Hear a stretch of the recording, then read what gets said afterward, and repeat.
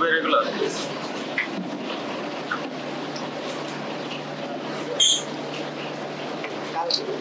কালকে এটা কি?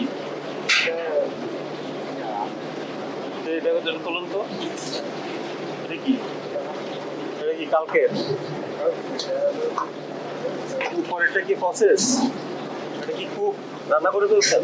বললাম যে বাইরে তো খুবই সুন্দর, লুক্রেটিভ, দেখতে খুবই গর্জিয়াস মনে হলো, কিন্তু ভিতরে তো কাজ ভালো না। ভিতরে আপনি বাসি খাবারটা ফ্রিজে রেখে দিয়েছেন, তাহলে কি হলো? বাইরে ফিটপাট, ভিতরে সাদা কাঠের মতো অবস্থা হলো না? আপনি তো ফ্রিজে রেখে দিয়েছেন, মানে আজকে মিক্স করে ফেলবেন। এই যে এখানে আপনার ফুড প্রসেসিং হচ্ছে, আর এখানে ডাস্টবিনের খোলা মুখ। এটার মুখটা কই তোমাদের? মুখটা না ঢাকা দাও না। এটা তো খোলা, তাহলে এখানে জামগুলো গিয়ে আপনার খাবারে যাচ্ছে না?